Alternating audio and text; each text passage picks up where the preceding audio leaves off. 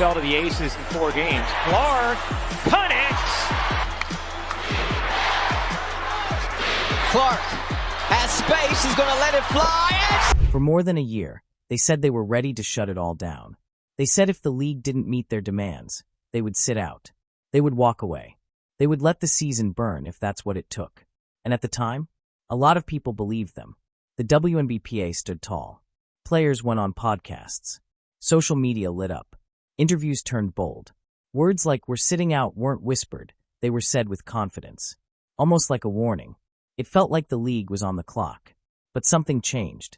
Because after 17 months of tension, after threats, stalled negotiations, public callouts, and non-stop pressure campaigns, the tone shifted. Suddenly there's movement. Suddenly there's traction. Suddenly the same leadership that once sounded ready for war is talking about direction and optimism. So what happened? Did the owners cave? Did the players overplay their leverage? Or did reality quietly walk into the room and force everyone to rethink their strategy? Because behind the headlines, behind the polite quotes, behind the public smiles, there's a power struggle unfolding that could define the next decade of the WNBA. And if you've been paying attention closely, you can see it. This wasn't just about money. This was about control. And the moment one side blinked, everything started to shift. Let's rewind, because this didn't begin with optimism. It started with a threat. This didn't explode overnight. It started months before most people were even paying attention. Late 2024. Before Unrivaled even tipped off its inaugural season. Before salary cap numbers hit the headlines. Before fans started arguing about revenue-sharing models. It started on a podcast. Angel Reese and DJ Carrington sat down and said what a lot of players had been hinting at privately. If they don't give us what we want, we sitting out. Not negotiating harder. Not pushing back. Sitting out. That wasn't subtle. That wasn't strategic language. That was a direct shot. And in that moment, the message was clear. The players believed they had leverage. The league was growing. TV deals were expanding. New stars were driving ratings. Attendance was climbing. Momentum was real. So from the outside, the threat made sense. Why not strike when the spotlight is brightest? Why not demand a bigger piece of the pie while the pie is finally getting bigger? But here's what made this moment different. Unrivaled. The new league wasn't just a side project. It was positioned, at least publicly, as proof that players didn't need the WNBA the way they once did. Different model. Different ownership structure. More player control. The subtext was obvious. If negotiations failed, there was somewhere else to go. That changed the temperature. For years, the WNBA held structural power. The league infrastructure, sponsorships, TV rights, team contracts, that ecosystem couldn't be replicated overnight. But now, the optics were shifting. Unrivaled became more than off-season basketball. It became leverage, and the rhetoric got louder. Pay us what you owe us. We deserve better. This is a business. Players spoke confidently. Social media amplified every quote. The public, especially early on, leaned heavily pro-player. At that point, the owners looked like the villains. The narrative was simple. Players were underpaid. League growth was accelerating. Owners needed to step up. And when public sentiment is on your side, it feels like momentum can't be stopped. But here's the thing about leverage. It only works if the other side believes you'll use it. And that's where the tension deepened. Because while the players were speaking publicly, the owners weren't reacting emotionally. They weren't firing back in interviews. They weren't escalating in the media. They weren't panicking. They were quiet. And silence in negotiations can mean one of two things. Either you're losing, or you're calculating. Weeks passed. Then months. Proposals were exchanged and rejected. We don't like your offer. You don't like ours. Stalemate. Behind the scenes, frustration built. 17 months of back and forth with no breakthrough isn't momentum. It's friction. And friction changes things. Because what starts as unity can slowly become impatience. What starts as boldness can slowly turn into pressure. And the longer a threat hangs in the air without being executed, the more the room starts to question whether it was ever real. But at that stage, the players still believed they were in control of the narrative. They believed public support would hold.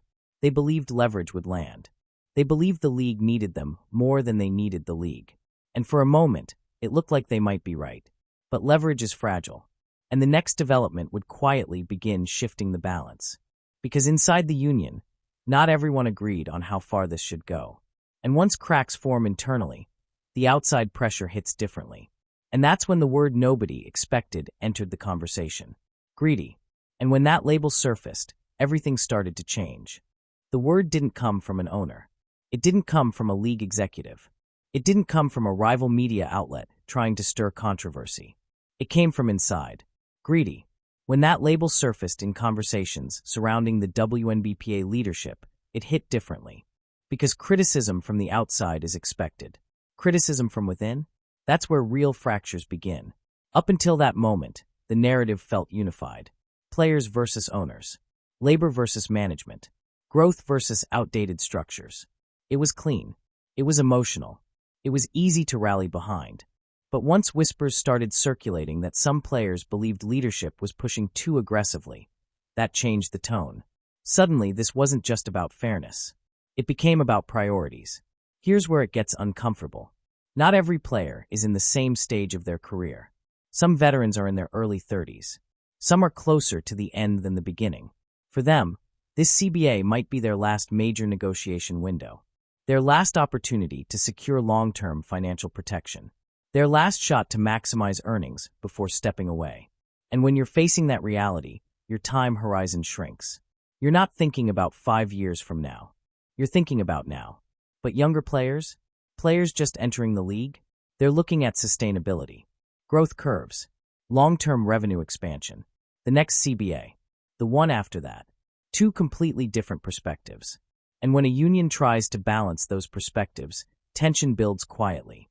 Because if veterans push for everything in one negotiation cycle, maximum salary spikes, aggressive revenue percentages, immediate structural changes, it could strain what the league can realistically sustain short-term. And if younger players believe overreaching now could slow long-term growth, that creates conflict. That's the crack. The greedy label wasn't necessarily about money itself. It was about strategy.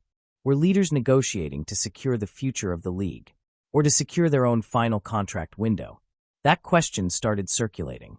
And the moment that question entered the room, unity became fragile. Publicly, everyone still spoke about solidarity.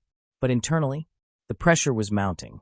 Because when negotiations stall for 17 months, it doesn't just frustrate ownership. It frustrates players too. 17 months without meaningful progress isn't a flex. It's exhausting. And here's the part that doesn't get talked about enough. Prolonged stalemates test credibility. If leadership promises leverage and results, but months go by without traction, eventually people start wondering whether the approach is working. And that's where the owner's silence becomes strategic. Because while players were debating tactics internally, the league didn't escalate emotionally. They didn't respond to every public jab. They didn't publicly shame players. They waited. And patience in negotiations can be powerful. Because the longer the stalemate lasts, the more financial uncertainty creeps in. Revenue-sharing models were on the table. That changes the math. Under the new structure, missing games doesn't just hurt the league. It hurts players too. Every canceled broadcast. Every postponed ticket sale. Every disrupted sponsorship activation. That's shared loss. So when internal criticism begins surfacing at the same time financial risk becomes more mutual, pressure compounds. And here's another layer. Public opinion started shifting subtly. At first, it was overwhelmingly pro-player. Pay them what they're owed. The league is growing, stop being cheap. They deserve better facilities. But once reports emerged that owners were increasing salary cap proposals, offering expanded housing guarantees, improving practice standards, the narrative wasn't as black and white anymore. If the owners are raising offers, if they're bending in certain areas, if they're increasing the cap from 1.5 million to over 5.6 million in year one, then what exactly is the sticking point? That question started surfacing online. And when fans start asking whether one side is overreaching, perception shifts. Not dramatically, not overnight, but gradually. And negotiation leverage depends heavily on perception. If the public sees you as reasonable, you gain moral pressure. If the public starts wondering whether you're pushing too far, that leverage softens. Now add this to the mix. Some players won't be around for the next CBA cycle. That's not disrespectful, it's just reality. Careers in professional sports are finite. Bodies wear down. Opportunities change. So if you're nearing the end, This moment feels urgent. But urgency can look like impatience to others.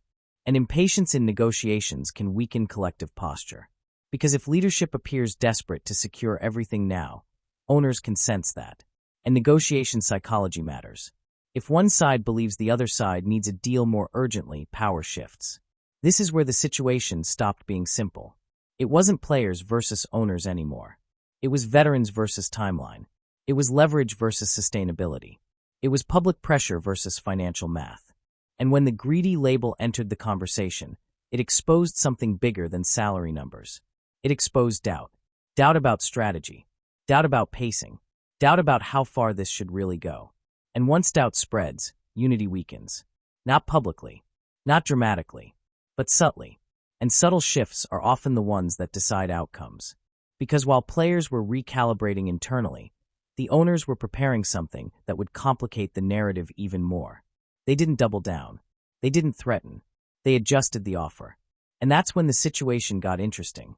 Because when the side being accused of underpaying comes back with a significantly improved proposal, it forces everyone to rethink their positioning. And that improved proposal would become the turning point that changed the tone from confrontation to cautious optimism. But the numbers behind it? That's where the Real story begins. And once you see those numbers, the entire dynamic looks different. Instead of escalating, the league adjusted. That's what caught people off guard. Because after months of public pressure, podcast threats, social media campaigns, and stalled negotiations, most expected one of two things. Either the owners would dig their heels in, or they'd come back with something barely improved just to keep appearances. But that's not what happened. They raised the offer, and not by a small margin. The salary cap proposal jumped to $5.65 million in year one. Let that sink in. The previous salary cap sat at $1.5 million in 2025. That's not a minor tweak. That's a structural shift. Now, of course, context matters. League revenues are rising. Media deals are expanding. Expansion teams are entering the picture. So yes, growth justified movement. But negotiation strategy is about optics as much as math. And the optics changed immediately. Because when you go from stalemate to a cap number that more than triples the previous baseline, it forces a new conversation. Suddenly it's not, owners aren't moving. Now it's owners are moving. So what's the holdup? And that's a dangerous shift if you're trying to maintain pressure. But the salary cap wasn't the only piece. Housing guarantees were expanded. Historically, housing support has been inconsistent. Some players had accommodations covered. Others had arrangements that varied by contract type. Under the new proposal, teams would be required to provide housing for first-year players, players on minimum contracts, developmental roster spots. That's significant, because one of the emotional drivers of early public support was stories about players having to secure housing themselves or navigate unstable accommodations. When the league addresses that directly, it removes a major talking point. Then came practice facility standards. For years, criticism centered around uneven facilities. Some teams had elite training environments. Others were reportedly using local gyms. The proposal introduced clearer standards, pushing toward more uniformity across the league. That's not flashy, but it matters for long-term credibility. And again, it chips away at the owners don't care narrative. Then there were developmental roster spots. Additional player positions introduce opportunity. Opportunity means depth. Depth strengthens the league's talent pipeline. On paper, this looks like growth. So now step back and look at the board. Higher salary cap, housing improvements, facility standards, roster expansion. That's not a defensive move. That's a strategic one. Because when you improve multiple pillars at once, you shift the emotional temperature. The owners didn't try to win the argument. They tried to neutralize it. And that's where the leverage recalculation begins. Because once meaningful concessions are on the table, rejecting them becomes harder to explain publicly. Now, that doesn't mean the offer met every demand. It didn't. Revenue percentage splits are still central to the debate. Players want a larger share of basketball-related income. They want a system that scales with growth. They want to participate proportionally in the revenue explosion. That's reasonable. But here's the tension. Revenue sharing is a double-edged sword. If revenues grow, players benefit. If revenues shrink or games are missed, players lose too. Which means strike threats aren't one-sided anymore. Under older models, Missing games primarily hurt ownership. Under a shared model, missing games cuts into player earnings as well. And once that math becomes real, negotiation tone changes. Because bold statements are powerful early. But when real financial consequences enter the picture, strategy becomes more measured. Now layer this in. The 2026 season timeline is approaching. Broadcast schedules, sponsorship activations, expansion marketing campaigns, arena bookings, ticket sales. Those aren't flexible forever. If a deal isn't reached soon, operational risk increases.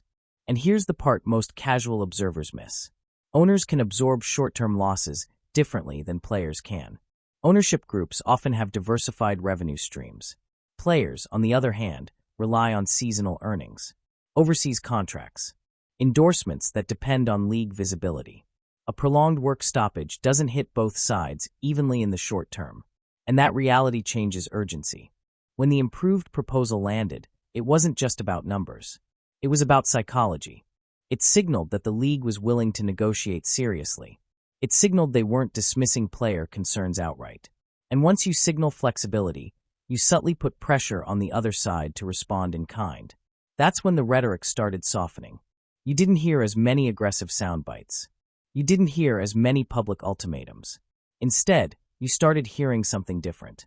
Movement, traction, direction. That's negotiation language, not confrontation language. And when Breanna Stewart publicly acknowledged that the sides were finally headed somewhere after 17 months of fighting, that wasn't random. That was a shift. Because up until then, the narrative had been about fighting. Now it was about progress. That word alone changes perception. Progress implies compromise. Compromise implies mutual concession. Mutual concession implies balance, not victory. And that's where some fans started asking an uncomfortable question.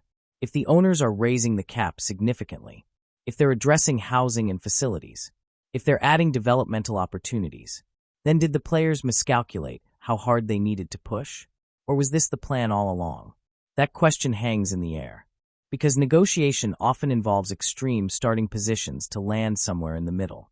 But when extreme positioning drags on for over a year, the cost of delay becomes part of the equation.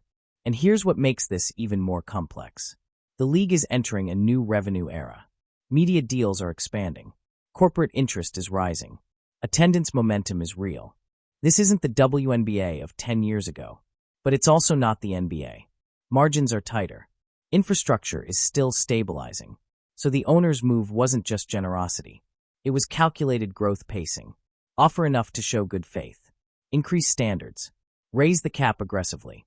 But don't surrender long-term financial control. And when you understand that framework, the entire negotiation looks less like a battle and more like a chess match. Because neither side wants to lose. But neither side can afford to collapse the season either. And that's when the next realization hit. This wasn't just about who deserves more. It was about who can afford to wait. And once that becomes the real question, the leverage equation changes again. Because time, not emotion, might be the most powerful factor in the room. And that's where the revenue-sharing model introduces a reality check that no one can ignore. This is where the conversation stopped being emotional and started being mathematical. Because revenue sharing changes everything. For years, the WNBA operated under a more traditional structure. Owners carried most of the financial weight. Players negotiated salary pools. The pressure dynamic was relatively straightforward. If games stopped, owners absorbed the larger immediate hit. But this new era? It's different. The league has been pushing toward a revenue-sharing framework. That means players aren't just earning fixed salaries. They're participating in the league's growth. That sounds empowering. And it is. But empowerment comes with exposure. When you share in revenue growth, you also share in revenue loss. And that's the part that made the strike threats suddenly more complicated. Because if the players walk out, it's no longer just owners lose money. It becomes everyone loses money. Missed games don't just disappear. They mean lost ticket revenue, lost broadcast revenue, lost sponsor activations, lost merchandising momentum, lost expansion hype, and under a revenue-sharing model that trickles down to player income too. That's why Breanna Stewart's language shift mattered. When she said, "We've all had to kind of put our business hats on," that wasn't casual phrasing. That was acknowledgement. Because for 17 months, the tone was combative. Emotional. Firm. Now it was pragmatic. And pragmatism signals recalculation. Here's the uncomfortable truth. Strike leverage works best when one side has more to lose. But once both sides are financially exposed, leverage weakens. And the closer the season gets, the risk multiplies. Television partners don't love uncertainty. Sponsors don't love instability. Expansion investors don't love chaos. The league has been riding a growth wave. Record attendance, record viewership, corporate partnerships climbing. Momentum is fragile. And if momentum stalls because of a work stoppage, it doesn't automatically return. That's the risk. Now imagine you're a player looking at that. Yes, you want a larger revenue percentage. Yes, you want stronger guarantees. Yes, you want structural improvements. But if you strike and the season gets delayed, and ratings dip, and sponsors hesitate next year, the revenue base you're negotiating over could shrink. And that affects the very pool you're trying to expand. That's the paradox. Growth gives leverage. But growth also raises the cost of disruption. And that's why the tone softened. Because once you're inside a revenue-sharing system, you're no longer negotiating against the league. You're negotiating within it. That's a psychological shift. You're not demanding from the outside. You're balancing from the inside. And the longer the stalemate lasted, the more that reality settled in. 17 months without real negotiation progress. That's not just frustrating. It's financially dangerous. Especially when the 2026 season clock is ticking. Deadlines matter. Arena contracts are booked in advance. National broadcast schedules are slotted months ahead. Marketing campaigns launch on fixed timelines. If those dominoes start falling out of sync, the damage compounds. And while ownership groups often have diversified portfolios, other teams, other businesses, other revenue streams, players rely directly on seasonal compensation. Even players with endorsement deals depend on league visibility. No games means less exposure. Less exposure means less leverage in sponsorship negotiations. That ripple effect doesn't show up immediately, but it lingers. And that's what makes revenue-sharing models so powerful and risky. They align incentives long-term, but they also align consequences short-term. So when fans began shifting from hold the line to just get the deal done, it wasn't random. It reflected economic awareness. At first, the public was emotionally invested in fairness. But once numbers surfaced, 5.65 million cap, housing expansion, facility upgrades, the debate became more nuanced. If the owners are increasing the pie, how hard should you push for the slice? If the pie is growing fast, is it smarter to secure stability and renegotiate from a stronger revenue base later? That's long-term thinking, and not everyone agrees on it. Veterans may not have time to wait for the next cycle. Younger players might prefer sustainable scaling. Leadership has to balance both. That's not easy. And that balancing act is why rhetoric changed. Because when Stewart said they hadn't really negotiated, just fought, that was an admission. Fighting feels powerful. Negotiating feels strategic. And strategy wins long-term.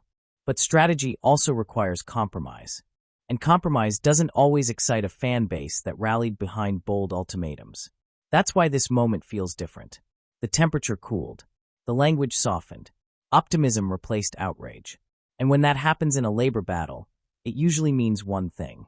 Reality set in. Not defeat. Not surrender. Reality. Because the strike card is powerful, but only if you're willing to play it fully. And once revenue sharing makes that card more expensive to play, hesitation creeps in. And hesitation is visible. It shows up in interviews. It shows up in quieter social feeds. It shows up in fewer bold declarations. And that's when observers started noticing something else. One of the loudest voices from earlier in the process wasn't speaking as much anymore. And when a strong voice suddenly goes quiet during negotiations, that's rarely accidental. After 17 months of friction, suddenly there was optimism. That's not a small detail. Because when someone deeply involved in negotiations changes their tone publicly, it's rarely random. Breanna Stewart isn't just a star player. She's a vice president in the Players Association. She's in the room. She sees the proposals. She hears the back and forth. So when she said there was movement, when she said there was traction, when she said they were finally headed in a direction, that carried weight. For over a year, the dominant energy was frustration. We don't like your proposal. You don't like ours. No one is budging. That's stalemate language. But movement is different. Movement implies compromise. Traction implies momentum. Direction implies alignment. Those aren't words you use if you're preparing to shut the league down. And that's why this moment stood out. Because for months, it felt like neither side would blink. Then suddenly, one of the most influential voices in the union sounds relieved. She even admitted something critical. We haven't negotiated. We've just been fighting. That sentence says a lot. Fighting feels strong. Negotiating requires recalibration. And when you admit you've been fighting instead of negotiating, it signals self-awareness. It suggests that the previous approach may not have been productive. That's important, because public battles energize fans. But they don't always move contracts forward. And contracts, not headlines, determine outcomes. When Stewart said she was feeling better about the direction of the CBA, that wasn't just emotional commentary. It was strategic reassurance. It told players inside the union that progress was real. It told fans that collapse wasn't imminent. And maybe most importantly, it told the owners that dialogue was stabilizing. Negotiation psychology is subtle. When one side publicly acknowledges progress, it reduces hostility. It builds a bridge. It signals willingness. And willingness shifts leverage. Because once you publicly express optimism, it becomes harder to pivot back to all-out confrontation without losing credibility. That's the tightrope. Now here's where this gets even more interesting. She also said something else. She mentioned that everyone had to put their business hats on. That's not casual phrasing. That's recalibration language. Business hats don't focus on emotion. They focus on sustainability, on long-term impact, on shared risk. That phrase alone reflects a shift from combative posture to strategic posture. And when leaders change posture, the entire room feels it. This wasn't just about securing the biggest immediate salary jump anymore. It became about managing growth responsibly. Because growth in sports leagues can be fragile. If you push too aggressively and destabilize operations, you risk slowing expansion.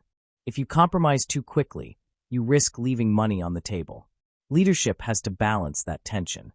And Stewart's tone suggested that balance was finally being acknowledged. But here's what makes this moment powerful.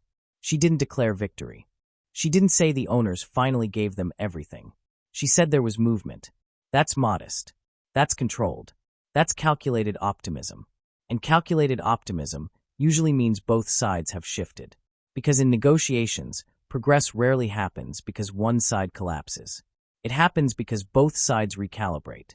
17 months of stalemate isn't sustainable. Eventually, someone has to adjust. And based on tone alone, it seems clear the players adjusted their posture. Not necessarily their demands, but their approach. From confrontation to coordination. From public pressure to business dialogue. That doesn't mean they abandon their goals. It means they recognize timing. Because the season timeline is real. Expansion momentum is real. Revenue sharing exposure is real. And once those realities weigh heavier than emotional momentum, strategy changes. Now add another layer. Stewart's optimism wasn't loud. It wasn't dramatic. It wasn't celebratory. It was measured. That matters. Because if leadership felt they had won outright, the tone would have been triumphant. Instead, it felt like relief. Relief that progress was happening. Relief that fighting had turned into negotiation. Relief that collapse wasn't inevitable. And relief implies tension. Which means behind closed doors, the pressure was very real. Pressure to deliver results to union members. Pressure to avoid season disruption. Pressure to justify months of hardline positioning. That's a lot to carry. And when a leader shifts from combative to constructive language, it often means the cost of continued conflict outweighed the potential upside. But here's where it gets even more intriguing. While Stewart was speaking publicly about traction, another prominent voice from earlier in the battle had gone noticeably quiet. And in negotiations, silence can speak louder than bold quotes. Because when someone who once led the charge stops talking, there's usually a reason. And that silence became one of the most telling details of all. At the height of the tension, her voice was everywhere. Bold, direct, unfiltered. When the Lynx were eliminated from the postseason, Nafisa Collier didn't hold back. She spoke openly about frustrations. She challenged league leadership. She made it clear that players deserved more, and weren't afraid to demand it. At that moment, the energy was raw. Fans rallied behind it. Media amplified it. Social platforms clipped it into viral moments. She represented the confident, assertive tone of the players' movement. And for a while, that approach worked. Because when someone speaks forcefully, it energizes the base. It reinforces unity. It frames the narrative. But then something changed. The quotes slowed down. The interviews softened. And eventually, the silence became noticeable. Not dramatic silence. Not controversial absence. Just quiet. Now in any negotiation, silence can mean several things. It can mean strategy. It can mean recalibration. It can mean internal disagreement. Or it can mean leadership decided certain voices needed to step back. Because here's the reality, rhetoric carries risk. When negotiations are tense, strong statements can build leverage. But once talks progress and compromise becomes possible, aggressive language can complicate things. If you've publicly painted ownership as unreasonable, greedy, or out of touch, then sit down at the table to compromise. The optics get messy. Your supporters might question the pivot. Your internal critics might question the strategy. And your negotiating partners might question your consistency. So sometimes, silence isn't weakness. It's containment. But the timing of the silence matters. Earlier in the process, when Unrivaled was being framed as a model for player control, when the narrative was that players were showing the league how to run a business, confidence was high. Statements were bold. Comparisons were made. There was even subtle implication that the traditional WNBA structure was outdated. That's powerful messaging. But it also raises expectations. Because once you position yourself as having an alternative, as having leverage outside the system, you create a high-stakes dynamic. If that leverage doesn't fully materialize, the narrative becomes fragile. And Unrivaled, while innovative, is still a young venture. It doesn't replicate the scale, broadcast footprint, sponsorship depth, or infrastructure of the WNBA. That's not criticism. It's scale reality. So when the improved owner proposal hit the table, salary cap increase, housing improvements, facility standards, and negotiations started showing traction, the loudest voices stepping back make sense. Because escalation no longer serves the same purpose. If talks are progressing, aggressive rhetoric becomes counterproductive. But here's the part that observers noticed. The shift wasn't gradual. It felt sudden. 1 minute, the tone was fiery. The next, it was measured or absent. And that contrast is hard to ignore. It doesn't necessarily signal division, but it does signal adjustment. Because unions are ecosystems. They contain veterans nearing retirement. They contain rookies just entering the system. They contain stars with endorsement leverage. They contain bench players relying purely on salary stability.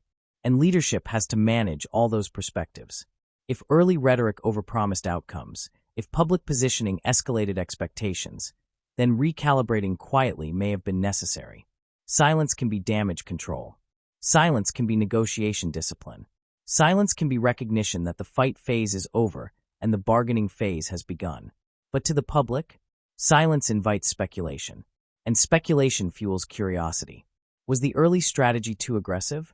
Did leadership face internal pushback? Did revenue-sharing realities shift priorities? Or was this always part of a longer chess match? The truth likely sits somewhere in between. But here's what's undeniable. When the loudest critics grow quiet while progress is reported, it usually means one thing. The temperature inside the room changed. And temperature changes happen for a reason. Either one side gained leverage, or both sides recognized the cost of continuing the standoff. And when that shift happens, the public narrative starts evolving too. Because at the beginning of this saga, fans overwhelmingly supported the players. But as the months passed, and as offers improved, and as deadlines approached, something subtle began to shift. The energy online wasn't as unified anymore. And when public opinion starts tilting, even slightly, that impacts negotiation dynamics more than most people realize. Because leverage isn't just financial. It's perceptual. And perception was quietly changing. At the beginning of this fight, the energy was clear. Pay the players. That was the rallying cry. Social media timelines were filled with posts about fairness, about growth, about overdue recognition. When players spoke boldly, fans amplified it. When leadership criticized ownership, supporters defended them instantly. The league had momentum. Attendance was rising. Viewership numbers were climbing. Corporate sponsors were investing. It felt like the WNBA had finally crossed into a new era. So when players demanded a larger share of that growth, the public response was almost automatic. Of course they deserve it. And early on, the owners didn't look great.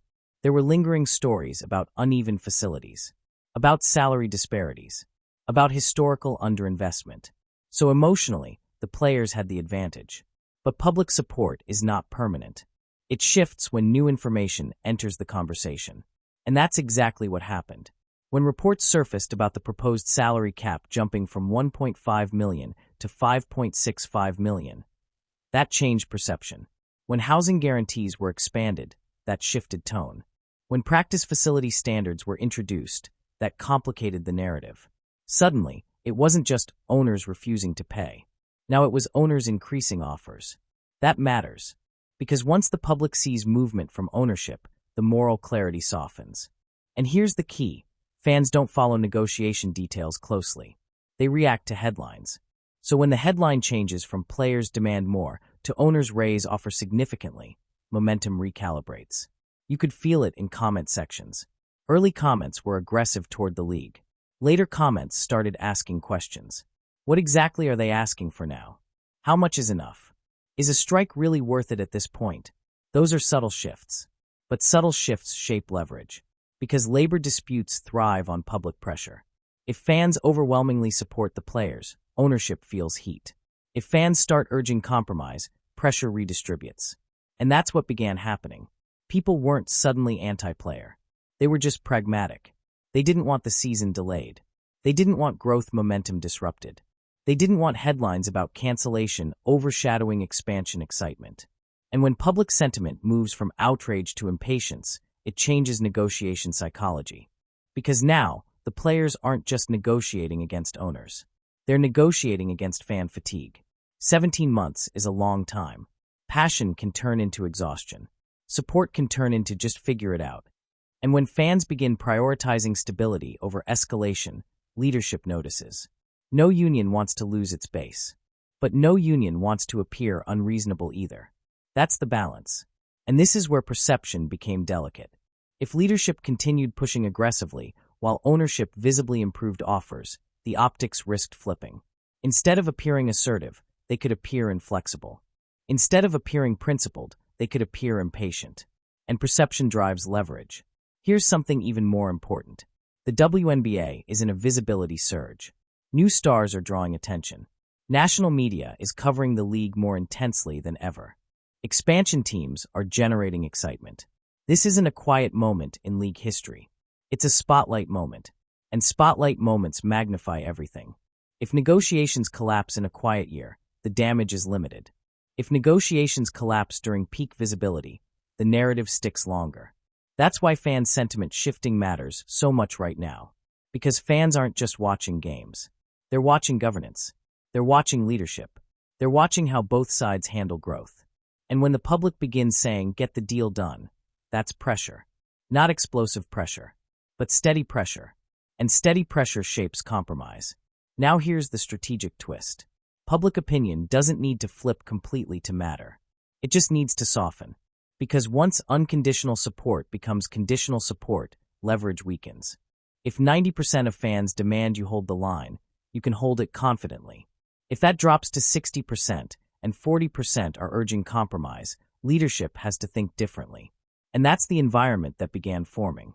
Optimism from Stewart, silence from Collier, improved owner proposals, and a fan base that wants stability. That combination changes everything. Because now, striking isn't just a labor tactic. It becomes a reputational risk. And reputational risk in a growth phase is dangerous. Especially when media partners and sponsors are watching closely. Which leads to the next question. What about unrivaled? Because early on, it was positioned as leverage. As proof that players had alternatives. As a potential safety net. But once negotiations started showing traction, the question shifted. Was unrivaled real leverage, or negotiation theater? And if it wasn't scalable enough to truly replace the WNBA platform, what does that mean for the player's bargaining position? That's where the gamble becomes clear. And that's where the power dynamic gets even more complicated. At the height of the tension, Unrivaled wasn't just another off-season league. It was positioned as proof. Proof that players could build their own structure. Proof that alternative models were viable. Proof that control didn't have to sit solely with traditional ownership. And early on, the symbolism was powerful. A player-driven venture. New format. Different revenue structure. High visibility. The timing couldn't have been more dramatic. CBA negotiations were heating up. Strike threats were circulating. Public pressure was mounting. And here comes a league where players have equity, influence, and a different kind of autonomy. It felt strategic. Because even if no one explicitly said, "We don't need the WNBA," the implication hovered in the background. If talks collapse, there are other options. That's leverage. Or at least, it looks like leverage. But leverage only works if the alternative is scalable. And that's where the gamble gets complicated. Unrivaled is innovative. No question. But it doesn't replicate the WNBA's infrastructure. It doesn't have the same national broadcast footprint. It doesn't have long-term franchise valuations. It doesn't have expansion cities lining up. It's compact, focused, boutique.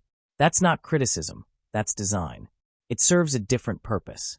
But during negotiations, perception matters more than structure. Early on, Unrivaled's existence strengthened the player's posture. It signaled independence. It showed entrepreneurial initiative. It suggested that players weren't trapped in one ecosystem. And that changes tone at the table. Because if ownership believes players have a viable alternative income stream, the strike threat carries more weight. But here's the reality. A niche venture doesn't replace a national league. It supplements it. And once that becomes clear, the leverage recalculates. Because if Unrivaled can't fully sustain the entire player base at WNBA level scale, if it can't replicate the broadcast exposure, if it can't generate equivalent sponsorship dollars across the board, then it's not a replacement. It's reinforcement. That distinction matters. Because early rhetoric framed Unrivaled almost like a parallel power structure. But as negotiations dragged on and owner proposals improved, the question shifted. Was Unrivaled strengthening the union's position? Or did it inadvertently signal that players still relied heavily on the WNBA's larger ecosystem? If the alternative isn't fully scalable, ownership knows that. And negotiation leverage depends on credible alternatives. Here's the deeper layer. If players truly intended to sit out and rely heavily on Unrivaled as a fallback, that would require broad participation. But not every player is part of Unrivaled. Not every player has equal equity stake. Not every player benefits equally from that structure. So internally, incentives differ. For some, Unrivaled is upside. For others, it's irrelevant to primary income. And when internal incentives aren't perfectly aligned, leverage weakens. Because collective bargaining relies on collective commitment. Now imagine the dynamic inside the union. Some players might feel empowered by alternative ventures. Others might feel exposed if the WNBA season is delayed. That creates tension. And when tension exists internally, ownership senses it. Negotiations are rarely just about numbers. They're about reading confidence. If ownership believes the strike threat isn't fully unified, patience becomes easier. And patience is powerful. That's why the Unrivaled gamble is fascinating. It raised expectations. It raised confidence. It amplified rhetoric. But it also raised the stakes. Because once you position yourself as having a strong alternative, you must be willing to prove it. And if that alternative isn't fully scalable, hesitation creeps in. Now add timing. As the 2026 season approaches, the window for dramatic action narrows. The closer you get to tip-off, the more operational pressure builds. And that's when alternative ventures become less about leverage and more about supplementary income. So was Unrivaled leverage? Yes, in perception. But was it replacement-level leverage? That's harder to argue. And if ownership believes it's not replacement-level leverage, then the strike card loses some of its intimidation factor. Which brings us back to Stewart's optimism. Movement, traction, direction. Those words don't match a scenario where players are prepared to walk away entirely. They match a scenario where both sides recognize mutual dependence. And mutual dependence reduces brinkmanship. Because when both sides need each other long-term, nuclear options become less attractive. That's the pivot point. The conversation stopped being about proving independence and started being about managing interdependence. And once negotiations enter that phase, urgency changes. Because now the clock isn't just about leverage. It's about stability. And stability becomes the new priority. Which leads directly to the most powerful factor in the room right now. Time. Because no matter how confident either side feels, there is a deadline approaching. And deadlines don't negotiate. There's a clock ticking. And it doesn't care about pride. It doesn't care about leverage. It doesn't care about who wins the narrative. It only cares about dates. The 2026 season isn't theoretical. Arena bookings are locked in months ahead. National broadcast windows are slotted well in advance. Sponsors structure campaigns around season timelines. Expansion teams build marketing pushes around fixed launch calendars. This machine is already moving. And once a professional sports season gets too close without a labor agreement, the risk stops being political. It becomes operational. That's when things get dangerous. Because delayed negotiations don't just create headlines, they create disruption. If games are postponed, ticket refunds ripple. If broadcasts are uncertain, advertisers hesitate. If sponsors sense instability, renewal conversations tighten. Momentum doesn't pause politely. It stalls. And the WNBA right now? It's in a momentum phase. Expansion markets are entering. Corporate interest is rising. National conversation around women's basketball is louder than ever. This is not a rebuilding year. It's a spotlight year. And spotlight years magnify mistakes. Here's the hard truth. Owners can withstand short-term turbulence differently than players can. Ownership groups often have diversified investments, other franchises, real estate portfolios, media holdings. Players, on the other hand, rely on season structure for income flow. Even top-tier players who have endorsement deals depend on league visibility to maintain brand leverage. Missed games don't just mean missed salary. They mean missed exposure. Missed exposure can mean smaller endorsement renegotiations. And that financial ripple doesn't reverse overnight. Now combine that with revenue sharing. Under this new model, revenue isn't abstract. It's shared, which means a delayed season directly affects the pool everyone is negotiating over. Every canceled broadcast reduces potential income. Every disrupted sponsorship affects future valuation. And once the math becomes real, deadlines gain power. This isn't about who blinked first. It's about who can afford to wait longer. And right now, waiting is expensive. If a deal isn't reached within weeks, not months, the risk of pushing the season back increases. Once the season shifts, it impacts international play schedules. It impacts Olympic prep cycles. It impacts off-season planning. The domino effect spreads fast. And here's the subtle layer. Expansion investors are watching. New ownership groups entering the league are making long-term bets.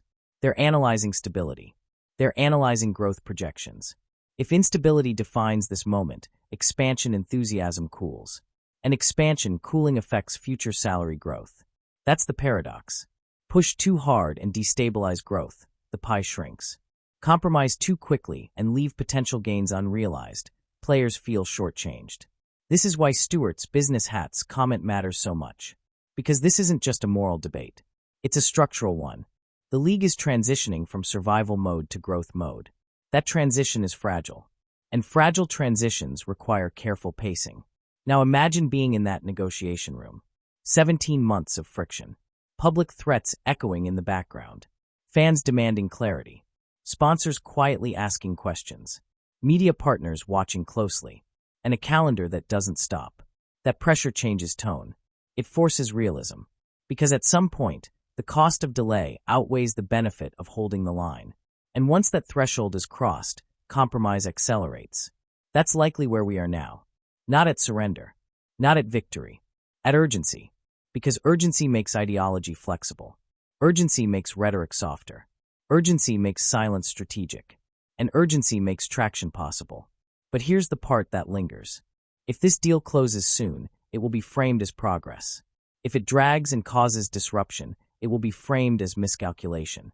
And history doesn't remember nuance. It remembers outcomes. So the real question isn't who made the boldest statement last year. It's who manages this deadline best. Because the league is growing. The spotlight is brighter. The stakes are higher. And the margin for error is thinner than ever. Which brings us to the uncomfortable final layer. This fight was never just about salary numbers. It was about control. And in moments like this, control shifts quietly. Sometimes without anyone announcing it. This was never just about salary numbers. It was about power. For years, the WNBA operated under a model where ownership held structural control and players fought for incremental gains. Growth was steady but fragile. The league was building, but cautiously. Now the environment is different. Revenue is rising. Visibility is rising. Expansion is happening. And whenever a league enters a growth phase, the question becomes, who controls the pace of that growth? That's what this CBA battle has really been about. Not just percentages, not just housing, not just facility standards. Control. Veteran players are looking at this moment and thinking, this is our window. They carried the league through lean years. They played when salaries were lower, when media coverage was smaller, when corporate backing was thinner. For them, this isn't just negotiation, it's validation. You can understand that. But younger players, especially those entering during this boom, see something different. They see trajectory. They see expansion teams adding roster spots. They see national media attention growing. They see endorsement ecosystems forming around the league. And for them, sustainability might matter more than one aggressive cycle. That's the tension. Short-term maximization versus long-term scaling. Neither side is wrong, but the balance between them defines the future. If the league overcommits financially before revenue stabilizes, it risks contraction later. If players undernegotiate during a growth surge, they risk missing the moment. That's why this has been so intense, because both sides believe they're protecting the future. But protecting the future looks different depending on where you stand. Here's the other layer. Revenue sharing signals something deeper. It signals that the league is transitioning from subsidy-era thinking to partnership-era thinking. That's major. When players share revenue, they share risk. When owners share revenue, they share upside. That alignment can be powerful, but it only works if trust exists. And trust takes time. 17 months of fighting didn't build trust. It built friction. Now the language has shifted. Movement, traction, direction. That suggests recalibration. It suggests both sides recognize that escalation had limits. And that's maturity. But maturity also means someone had to adjust. The question is, who adjusted more? Did ownership stretch further than expected? Or did player leadership recognize that the strike card was too expensive to play? We may never know the full internal details, but the outcome will tell the story. If this deal closes smoothly and the season launches on time, it will be remembered as a tough but necessary negotiation during a growth phase. If it drags and disrupts the season, it will be remembered as a misstep during the league's most visible era. And visibility is everything right now. Because women's basketball isn't just fighting for survival anymore. It's fighting for dominance in a new media landscape. And dominance requires stability. The WNBA is no longer a niche conversation. It's national. It's cultural. It's commercially relevant. That changes the stakes entirely. This CBA will shape future salary ceilings, future expansion strategy, future player leverage cycles, future revenue distribution models. It's not just a contract. It's a foundation. And foundations matter most when buildings are rising. Right now, the building is rising. Ratings are climbing. Attendance is strong. Corporate partners are watching closely. And in moments like this, the smartest move isn't always the loudest one. It's the one that preserves momentum. Because momentum in sports leagues is rare. And once lost, it's hard to recapture. So maybe this wasn't about who blinked first. Maybe it was about who recognized the cost of blinking too late. Because the league and the players are tied together. Interdependent. Revenue sharing made that clear. Expansion made that clear. The deadline made that clear. And once interdependence becomes undeniable, brinkmanship loses its shine. Now what matters is execution. Closing the deal. Launching the season. Building forward. And if that happens, this entire battle will look like a necessary growing pain, not a fracture. But if it doesn't, then the narrative changes. And narratives in a growth era stick longer than anyone expects. So here we are. 17 months of tension. Strike threats. Public callouts. Bold rhetoric. Internal friction. Improved proposals. And finally, traction. But the real question remains. Did the players overplay their leverage? Or did the owners finally recognize the shift in power? Drop your thoughts in the comments. Who do you think adjusted more behind closed doors? And if you want real breakdowns like this, no sugarcoating, no blind loyalty to either side, just smart analysis of what's actually happening in the league, make sure you hit subscribe. Because this story isn't over. The next move, the final agreement, could reshape the WNBA for the next decade. And when that happens, we'll be right here breaking it down. Stay locked in.